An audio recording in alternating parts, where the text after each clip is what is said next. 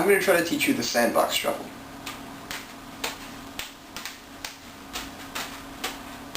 This is a pretty advanced pattern. It's kind of similar to Romeo's and Rubinstein's Revenge, but if you ask me, I think it's harder than either of those patterns, and those are pretty difficult patterns. So if you don't already know Romeo's and Rubinstein's Revenge, I recommend you go learn them and make sure you have them down pat before you try this pattern. It's pretty hard.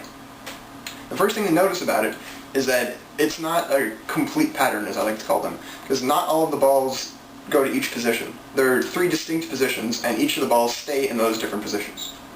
I'll try to show you what I mean. The unlit ball right now is in what I call the top position. You'll see I bring it around, I put it on top of a ball, pop it up, bring it around to the other ball.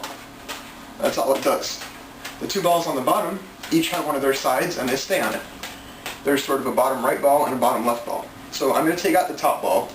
I'm going to try to teach you step by step what to do with the bottom 2, and then add that one in later, and hopefully it'll all come together.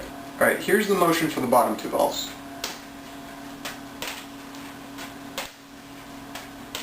It's pretty awkward, so I'm going to try to go slow on this and make sure you can follow me. Start out with 2 of the balls in your strong hand. Now you're going to start out almost like you're just going normal 2 in one hand. But on the first throw, you're going to follow with your left hand above that first ball. So you're going to go kind of like this.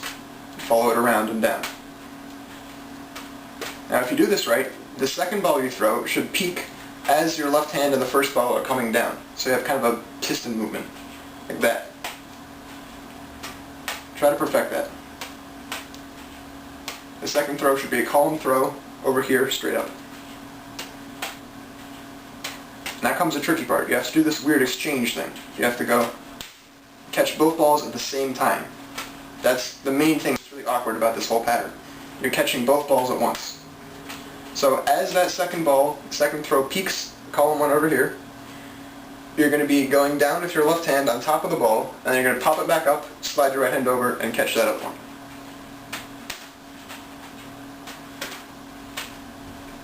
The awkward part is, of course, this catch. It's I don't even know how to explain it. It's just really awkward. The best advice I can give you is kind of to imagine you're going to be going back up again with your left hand. So both of your hands go up a little bit, but then your left hand comes down to catch it. So it's not just your left hand staying here stock still and just trying to grab it out of thin air. You kind of go up and down with it. It's just weird.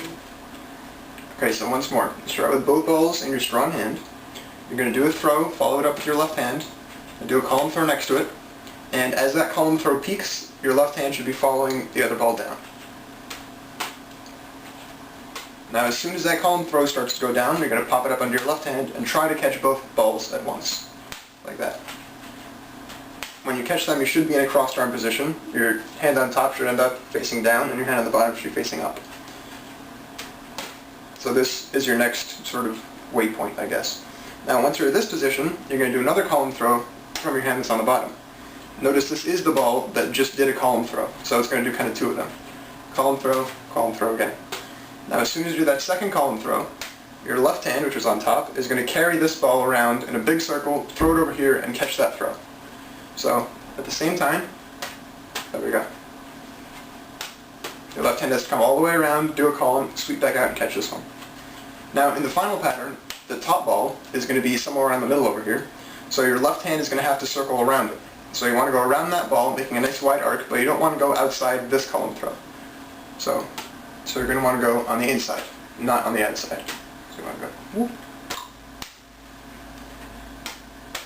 Now, while I was doing that, I just kind of let my right hand dangle over here. But what your right hand is actually going to do, after doing that second column throw, is sweep out around and come back on top of it. So you'll notice that's the same motion, but backwards, as we started out with. You do that column throw, your left hand's going to sweep around, your right hand's going to kind of follow it, you're going to unwind and end up this way. Okay? See that? Now the ball that your left hand was carrying around is going to be doing a column over here, and as that column throw peaks, your right hand's going to end up down on top of the column throw it just threw from underneath your crossed arm position. I told you this is a hard pattern. There we go. Oops.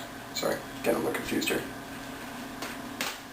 And you catch both at once. And then you end up doing the same thing as before, but backwards.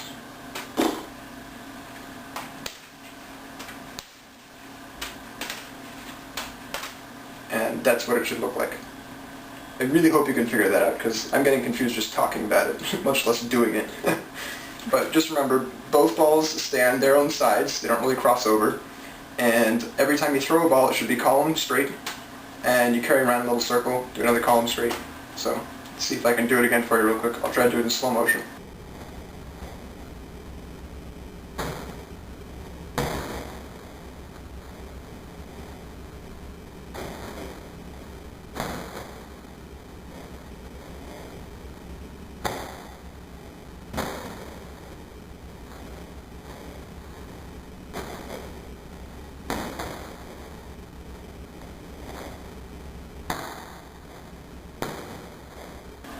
Alright, here comes that third ball now, the top ball. You're going to start out, again, 2 balls in your right hand, and the top ball is going to be in your left hand. So of course, instead of just following the first throw empty-handed, you're going to carry this one around and follow it just like that. So it's the same as before, but now there's an added element of confusion when you're trying to catch both balls at once. You got to get rid of this top ball. So when you're doing this exchange over here, instead of just going like that, you have to get rid of this one at the same time. So this is where, remember when I told you have to try to pretend both of them are going to go back up again? You actually do have to go up to throw this top ball upwards. So you throw both of them up, come back down and catch the bottom one. It's a very difficult maneuver to master, especially in the middle of a pattern, but that's what you have to end up doing. So follow it around, throw it both. Sorry buddy. Alright. Now, that top ball is going to hang in the air for a second while you're in this crossed arm position, and you're going to do just like before, throw up this column, carry your left hand around, but instead of just making your right hand go around and end up back on top empty-handed, you're going to take a little pit stop over here, grab that top ball, and swing it on top with you.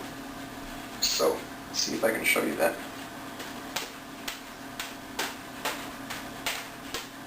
After you throw the column throw, come grab the top one, swing it back over. I don't really know if I can say much else about that. Alright, hold on. I did actually think of one extra little piece of advice that might help you.